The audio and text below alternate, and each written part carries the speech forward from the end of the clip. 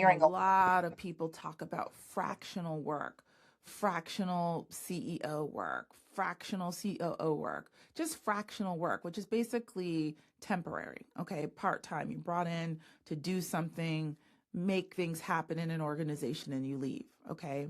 This is a relatively newer way to think about freelancing or having your own thing. I mean, we didn't talk this way even 10 years ago. You've got a lot of consultants. You guys know that. You've got a lot of people who are doing freelance work. You've got people who've got portfolio work. So there are a lot of things that they do. I actually happen to be one of those people. So the landscape is changing. Black women were raised up to go to school, work real hard, get their degree, get out, get a job. Jobs where they're able to serve and work really hard, primarily teachers, healthcare industry. We get those types of jobs. And now, of course, we're branching out and we're CEOs and CFOs and C-suite and all the things. But we're conditioned to believe that the jobs in these corporations, the jobs that these corporations provide to us, are a form of stability. We're conditioned to believe that. But things have changed. It's not 1980. It's not 1990.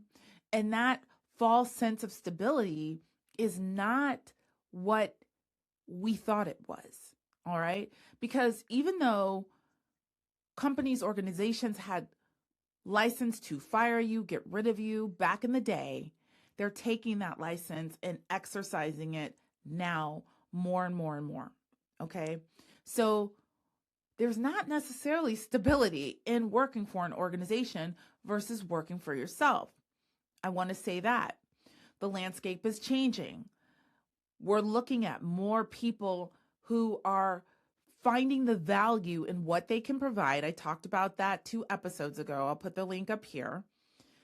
And they're able to articulate that so they can be of service to organizations in this new way of working. This is a new type of career. So if you are not going to be a corporate person, or if you're having trouble and you're struggling because you feel rejected, because I'm going to tell you something. When you lose your job repeatedly, it does get in your head. I don't care what anybody says. It gets in your head. I struggle with this. You have low professional self-worth issues, professional, esteem issues. You struggle. You almost believe it. And you've got to get so far away from it so you can see it clearly. So when I go through the questions that I'm going to go through right now, I want you to have an open mind. If you're upset, that's fine. Leave a comment. We can talk about it. I'm not victim blaming. I'm just simply stating, if you want to stay in a corporate environment, there are things that you're going to have to deal with, and you need to be honest with yourself on whether or not you can do it or not. And that's going to determine your success in that organization or any organization going forward. Now, let's start with the first question. Are you truly emotionally capable of dealing with what it is that you have to put up with and go through when you work in a corporate environment? Now, we all know when you work in a corporate environment, there are systemic pressures, there's racism, there's all the things. There's political games going on, there's bureaucracy, people are getting promoted above you, you're training the person who's going to take your job. All of the things are going on, right? And you would have to be a fool to think that you're going to go through that unscathed. It has a way of getting to you. Some people have that personality. Some people can just, it's like water off a duck's back. They can deal, and it doesn't affect them so much. I was not one of those people. When I first started my first job at my first ad agency, I told you guys, I was very involved. I did a bunch of stuff in high school. I did a bunch of stuff in college. I was very outgoing. So when you get to a job where you're all of a sudden thrust into an environment where people are even less accepting, which happens, the older you get and you see the reality of the world. I was seeing people come in after me, getting promoted before me. I was having lies told on me. I didn't handle it well. I was very emotional about it. It like literally consumed me. I'm just being honest about the way I handled it. When I was upset, everybody knew I was upset. I didn't play the game well. I didn't handle it well. Ask yourself if that's you. If it's not you, fine. Okay? But truly try to look at yourself from afar and ask yourself, the last time some shit went down at your job, or any time some shit went down at your job, how did you truly handle it? How did you behave? How did you talk to the people or interact with the people or not interact with people when that happened? How did it make you feel? How did you show up every day? Were you able to perform your work to your fullest potential? Were you able to do that? Some people can play the game and they can play the game beautifully. Doesn't affect them. Others cannot. I am not that type of person. I'm just asking you. All right. So really ask yourself, are you really, really emotionally capable of dealing with the BS that happens when you work in a corporate environment? All right. Good day. This is Ashtat. I am going to talk a little bit about a very beautiful woman that I was viewing on YouTube that has a channel called Coffee No Cream.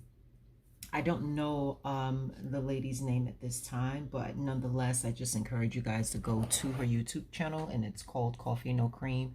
I will provide the information in the end of this video where you can click the link and go visit her and give her a shout out and just give her some support. She has a great channel with a lot of women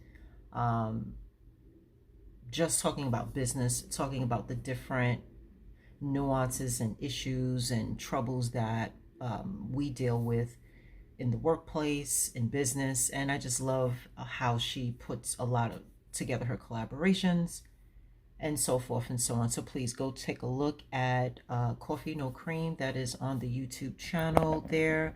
And give her some support. One of the videos I was looking at this evening, it was titled "The Rules Change for Black Women at Work, Let's Be Honest," and I wanted to kind of touch a little bit about that briefly. In the end of the video, it did ask and express, if you have something that you want to share or what did you do. So here's the quick view. Basically, it talks a little bit about several components of what you go through when you're laid off from a job. And she's correct. It does kind of make you, if anything, at minimum, come back to self and ask yourself, hey, am I doing something wrong? Like, is it me? And I think we all have been there. But there are three things that I want to touch base on very quickly to kind of support her in her theories, because I've had my own issues, and I have a podcast out right now. It talks about, do you really want to work for that employer?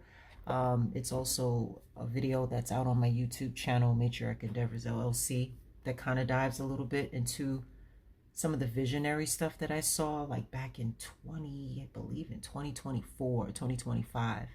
I saw this coming. I saw this coming for us women.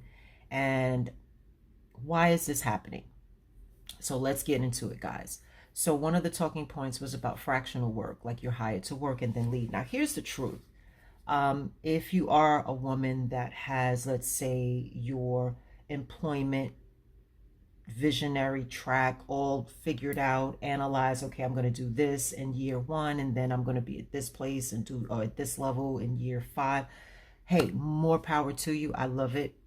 You do it. I love it. This is great. There are some women who were still into thinking that the job held some sort of security. I'm going to raise my hand. I'm guilty, very much guilty of that, right? And I was hit very quickly in the year of 2020, believe 2023, when it all came to full circle. Hey, I don't think I need to be working a job anymore. Like, I always knew that I had my own entrepreneurial faculties. However, we know how challenging it is for women to have a startup business and then network and then be able to get to certain levels, not only economically but professionally, because there's so many other gatekeeping factors that keeps us out of these pools. So somehow, if you make it up to a specific level through your hard work, through your, through your content or whatever have you, you're going to be met with some gatekeeping functionalities, right? And this is my channel. I'm very, very transparent. You're going to be asked to sleep around with someone. You're going to have to sell your soul in some way on these jobs where they ask you to be a part of making sure someone either gets fired, play your part with that, or you meet, let's say, gatekeepers up in your professional track to get your small business off the ground. Excuse my French, you're going to be asked to fuck. You're going to be asked to sell and give up something, right? And as women, these specific states are not always necessary, right? In business. However, you have so many different levels involved in business, involved in practices, involved in every aspect of what it is to be entrepreneurial. And those things need to be talked about, right? I really do think that that needs to be talked about. Again, I appreciate the conversations around these issues that are for us women, Black women per se, Black women as a whole, with respect to the title of Black, right? It really is so much coming at you that many know that there's just something gatekeeping going on when it comes to women in the employment sector, right? So, and it's unfair, right? So I think we need to talk about it more. I think we need to address it. I think we don't need to talk about things surface level. Surface level conversations are really, really great. I don't think Black women are doing anything wrong as far as the corporate trajectory, meaning, getting your degree, making sure you get all to the C-suites and making yourself have a title. I don't see Black women doing anything wrong with that. I see the intelligence and the tenacity of Black women and the focus of Black women to work really hard for what they have obtained. And I just have a theory. When I see Black people at work, I know that if they're there, they definitely worked for it in some kind of way, right? Especially at a corporate level. I mean, we know politics play a part, but we also know that nothing is given to us for free. So the fractional work, yes. If you choose to stay in a corporate environment, you can do that. I would just say it's going to meet a wall. It's going to meet a wall. There are agendas playing out in the background that are coming directly for Black women because of what we represent to the home, what we represent to society, what is represented in terms of economic wealth and legacy. So it's way more deeper than just the degree and the intelligence and the ability to understand business and work in business. Way more than that. So that's something I wanted to just bring out to the surface. Number 2 is stability. Again, I don't think Black women should be putting their energy into making corporations rich anymore, or helping that department sustain itself, or keeping things together anymore. I reiterate, there is an agenda. It is targeted strictly for Black women. It's coming. It's here. There are levels to it. It's trying to force you out of your economic position on purpose. And I'm going to jump quickly into point number 3 on clarity and why this is happening, because let's just call it what it is. We say racism. I say white supremacy. I say white supremacy. I think, you know, I've learned in life that I think most of us know about white supremacy, and I think most of us are fully aware of the functions and how it plays out in everyday life. I I don't know if we take that seriously. I don't know if we care. I don't know what the cognitive piece of that is. However, you cannot outlearn it. You cannot out shine it. You cannot out brown nose it. You cannot put a ton of degrees on it. Your networks, your fraternities, your sororities, these things are, you could, I'm telling you, you're going to hit the obvious truth that this is what's set up for your life. And it's not to give you the Debbie Downer syndrome or the Debbie Downer story. It's like, let it empower you, right? Let it empower you to take a different route, open up the neurons to try something different. Never, I wouldn't say never done before. I'm sure it was done before. I think we just need to get back to basics, get back to what worked, right? And it will require some reprogramming and getting rid of a lot of outdated teachings, right, in the mind. What Black women go through on jobs, I don't really know how Black women have maintained it for all of these years, but I know that we got stories. Black women have a lot of trauma stories, a lot of psychological things that you have to hold just to maintain, to keep your job, because you are the one who's the main breadwinner, or you are the sole breadwinner. So this is a lot deeper than just going onto a job and just being attacked and bullied and harassed. It's way more than that. It's really about uprooting the economic foundation, right, of the family.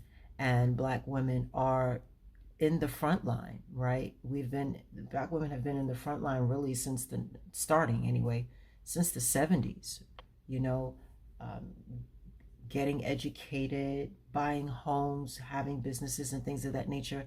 There is an enemy that's very fully aware of the position of Black women and what their function is in society and their specific function in society. I truly think that a lot may not be aware of this, but I don't know if we've ever grown out of the mammy role, right? The slave mentality where we're always resourceful, always showing up, always helpful, always supportive, providing so many creative ideas that have been stolen, used. We're drained dry of all of our vitality, and our energy and ideas and our youthfulness and all of these things, right? So I think finally, and to end it here, is just bringing it back full circle, and let's get down to the reality of what is going on, okay? This is a time where we have to be very honest with ourselves. The target is on the backs of Black women like a motherfucker. And I'm saying that with absolute intensity and clarity, because I love that my channel allows that transparency and conversation, because you cannot not see it anymore, right? And we have to have these very honest conversations with ourselves and how we're going to move forward in the future, not just in business, just in family structure, and be able to build from that. But we can't do it with the surface conversations. It's not going to work. We have to get to the ugly truth of what's going on. And once we do that, I'm so guaranteed that Black women have the resourcefulness to pretty much get that done. This is Todd. Thank you for listening. This is Matriarch Endeavor's YouTube channel. We welcome you. Thank you for watching.